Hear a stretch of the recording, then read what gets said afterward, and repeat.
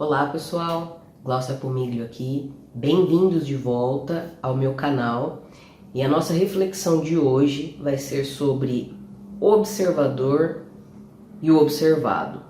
A priori, vai ou pode parecer um tantinho quanto confuso ou complexo, tá? Essa reflexão que a gente vai fazer, mas eu vou dar o meu melhor e o possível aqui e acredito que à medida que você for fazendo as reflexões e raciocinando aqui comigo, eu acho que vai clareando um pouquinho aí para você. Bom, para a gente começar essa nossa reflexão, vamos partir do pressuposto que as partículas, quando estão no seu estado de superposição, não há espaço, não há tempo e elas estão ali em suas infinitas possibilidades. A partir do momento que há a interação de um aparelho, essa partícula ela passa desse seu estado de superposição para um estado bem definido, correto? Se até esse momento você não está acostumado com esses termos ou não conhece o que eu estou falando, de repente esteja chegando aqui pela primeira vez, aqui no meu canal tem disponibilizado para você uma playlist com bastante conteúdo, onde a gente fala sobre superposição de estados, onde a gente fala do colapso da função de onda, entre tantos outros assuntos, estão disponíveis numa playlist de nome Tudo é Energia e Informação. Depois você pode fazer os estudos dessa playlist para você se familiarizar um pouquinho melhor com esses termos, combinado? Então, a partir do momento que existe o estado de superposição, que existe uma interação deste aparelho, né, com essa partícula em seu estado de superposição, ela sai novamente e colapsa para um estado muito bem definido. Para que isso aconteça, né, pegando essa analogia, quem contém a informação? Né? Se há uma interação de um aparelho em um estado de superposição, houve uma troca, houve uma interação, certo? Uma troca de informação, se assim podemos dizer. E essa informação deste aparelho colapsa, né, para um estado bem definido. Vamos deixar isso um pouquinho agora de lado. Vamos fazer uma analogia agora, tá? Por meio dos nossos processos psicológicos. Como é que a gente pode traçar esse paralelo ou fazer essa analogia? Imagine que nós temos, vamos chamar de consciência pura, tá? Consciência pura, um estado onde não existe a separação, onde não existe a dualidade, né? Onde não existe a moralidade, onde não existe o bom, onde não existe o ruim, onde não existe o certo, onde não existe o errado, simplesmente tudo é. Eu estou optando em utilizar esse nome, né, consciência pura, até porque, cientificamente falando, a gente não tem uma terminologia correta para isso. Então, com base, né, no que a gente tem de estudos históricos, metafóricos, filosóficos, eu estou optando por utilizar essa terminologia consciência pura. E eu não sou a única que usa essa terminologia, também não fui eu que inventei, é que para mim, tá, nas minhas experiências, nas minhas práticas meditativas, elas fazem mais sentido e eu também vejo mais sentido em poder compartilhar neste momento com vocês utilizando o nome consciência pura. Então a gente pode perceber em muitos ensinamentos, né, quando a gente estuda um pouquinho nesses estados, né, ou a consciência pura, a gente vê em ensinamentos de Jesus, de Buda, Krishnamurti, Joel Goldsmith, tá certo? Então eu vou seguir por essa linha, tá? Que pra mim faz mais sentido. Se pra você não fizer, você use um nome mais adequado, tá? E que faz mais sentido pra você. Então nesse estado de consciência pura, perceba que tudo é. Então, ou também, né, a famosa presença eu sou, né? Eu sou, simplesmente é. Então são as possibilidades, né? Tudo coexistindo, independente de espaço e tempo. O espaço e o tempo, né? Ele passa a ser criado através da nossa mente. Tudo que se torna para nós dualidade, né? Tudo que se torna para nós os opostos que se complementam são criados pela nossa mente. Por exemplo, para que a gente tenha a capacidade de compreender o que é alto, eu preciso ter uma referência. Então eu preciso conhecer o que é baixo. A partir dos opostos, eu consigo saber o que é o que. O mesmo serve para direita e esquerda. Para eu saber o que é esquerda, eu preciso saber o que é direita. Para eu saber o que é à frente, eu preciso saber o que é atrás. E assim sucessivamente. Então, a partir do momento que a gente tem uma relação, né, com algo que por meio dos nossos sentidos a gente possa interagir, esses pares de opostos, eles sempre vão existir.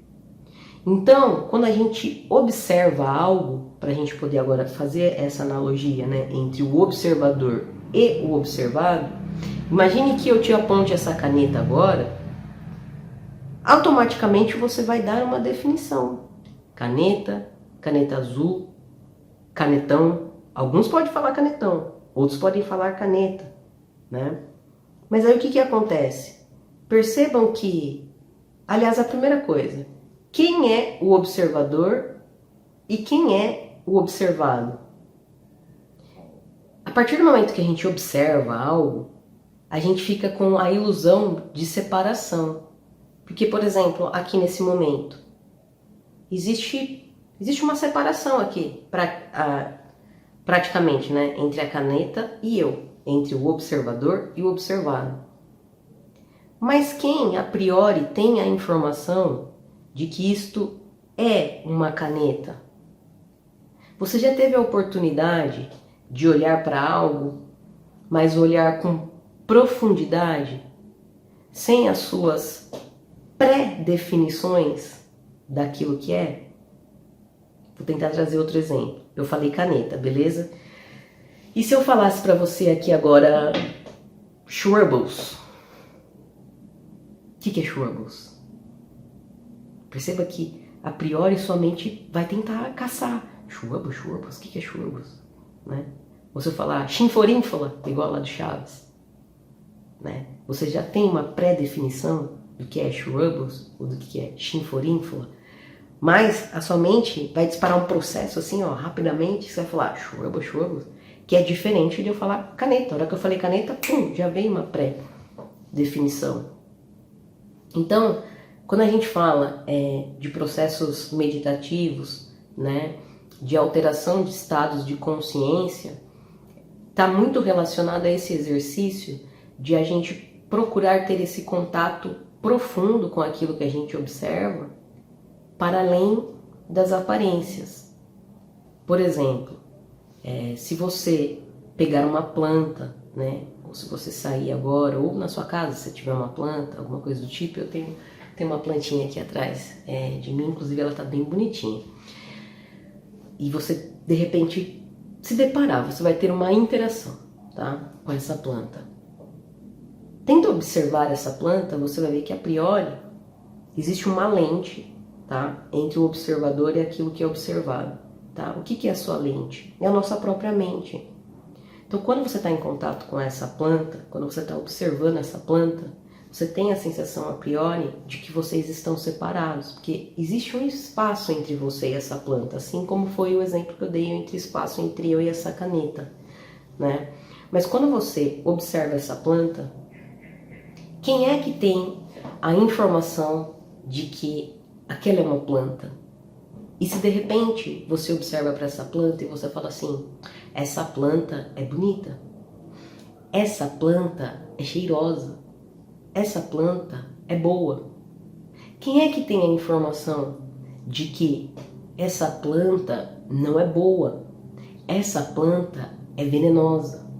Quem é que tem a informação? É o observador ou é o observado? Então percebe que existe uma ilusão entre o observador e aquilo que é observado?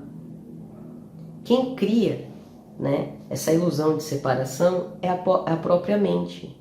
Porque a nossa mente, o que ela tem? Filtro. Então, pensando nesses estágios que eu falei, então pensa, consciência pura, observador e observado. Só que a consciência pura é como se ela projetasse para nós algo. E quando ela projeta, a nossa mente vai entrar com um filtro. Então a gente vai ter entre o observador e aquilo que é observado um filtro. E na verdade, através desse filtro, que são o quê? São as nossas informações o quê? Passadas, né? Informações que elas podem ter sido herdadas, né? Um pré-conceito de alguma coisa, ou que elas podem ter sido criadas por nós mesmos, né? Em alguma experiência da nossa vida. Então, essa lente, ela vai filtrar uma informação pura e real, né? Que vem desse estado de consciência pura. Então, quando é proposto para nós o exercício, né, da observação e entrar no estado de consciência pura, ou no estado do eu sou, né? Sobre o eu sou, tem vários vídeos aqui no canal também, de autores que eu trago aqui, né? Principalmente do Joel Goldsmith. No último vídeo, se eu não me engano, eu deixei um exercício também, né? Para que vocês pudessem tentar fazer sobre essa questão do eu sou. Então percebo, o eu sou é puro, simplesmente é. E depois eu dei o exemplo, né, que eu falei. Agora estou. Porque a partir do momento que a consciência pura, né, o eu sou, projeta uma informação, logo eu vou interagir. Só que eu estou interagindo com o quê? Com filtro. Então, eu sou, agora, estou. Lembra que eu falei? Eu sou e estou. Aonde você me colocar, do jeito que você me colocar ali, eu estarei. Então, quando a gente fala do observador e do observado, na verdade, o observador é o próprio observado. Porque a informação está com aquele que observa. E por isso que quando a gente traz isso para a nossa vida prática, para a gente trabalhar o processo de autoconhecimento, para a gente trabalhar o processo de autodesenvolvimento, se torna um pouco complexo. E eu vou te dizer por quê. Quando, de repente, eu olho para alguém e digo assim, essa pessoa é insuportável, lembra? Filtro, sentimento, né? Ou sensação de separação. Observador e observado é uma coisa só. Então, na verdade, quem é insuportável? Entende? Quando eu falo também de projeção, que na maioria das vezes estamos projetando no outro aquilo que somos. Então, quando a gente faz esse exercício, você pode tentar fazer, se fizer sentido para você, com qualquer coisa, né? Com qualquer objeto, você pode fazer de maneira consciente mesmo, né? Olhando. Eu não sei até se você já fez isso, né? Mas deixo também de sugestão. Você já se conectou com algo e ficou fixamente olhando para aquilo? Olhando, olhando, olhando. E aí você vai percebendo essa ilusão de separação entre o observador e o observado. Quando a gente fala fulano é invejoso, observador e observado. Quem é invejoso? E às vezes as pessoas falam, não, eu não sou invejoso, eu não sou invejosa. Gente, algumas características e alguns atributos humanos que a gente não aceita em nós é aquilo que a gente projeta. Tá fazendo sentido? Tô conseguindo deixar claro? Então perceba, observado, observador. Quando eu vou para observar, Eu tenho um filtro, a minha mente que diz bom, ruim, bonito, feio, certo, errado. Ou esses outros que eu falei, é invejoso, é chato, é ignorante, é maldoso, é bonito, é feio, é legal. O observador contém a informação daquilo que está sendo observado. Agora, tenta fazer esse exercício de tirar esse filtro no meio. Quando você tira esse filtro do meio, né, que é esse pré-conceito, essas pré-definições, você une com o quê? Com aquilo que verdadeiramente é. Então, como eu falei, você pode tentar fazer isso tanto num processo meditativo, né? E é isso, né, que eu até mencionei, os ensinamentos que a gente tem, esse recolher para dentro, para você ter a relação profunda com aquilo que de fato é. Então, toda vez que, se eu olho para essa caneta e eu digo, ela é ruim, caneta ruim, quem tem a informação de que a caneta é ruim? Eu, como observador. Eu, observador, estou observando o observado, no caso, a caneta. Mas a caneta, no seu estado de consciência pura, de superposição e de infinitas possibilidades, a caneta não é boa e nem é ruim. A caneta presta e não presta. Percebem? É sempre esse paradoxo. É onde você anula aquilo que a gente chama de dualidade. E a dualidade, para nós, né, ela faz sentido para o quê? Para a gente ter a lógica, o raciocínio. Mas à medida que a gente percebe, interpreta, se relaciona, a gente pode causar o quê? A unilateralidade. E aí é quando, né, psicologicamente falando, não estamos saudáveis, porque estamos unilaterais e sabemos que, na verdade, são complementares. Tá fazendo sentido? Então, observador e observado. O observador e o observado, na verdade, eles são uma coisa só. A nossa mente que entra como um filtro, como uma lente, tá? Para tentar clarificar um pouquinho mais, e se tiver confuso, tá? Se ao invés de eu ter ajudado, eu compliquei mais, vocês coloquem aqui embaixo para mim, por favor.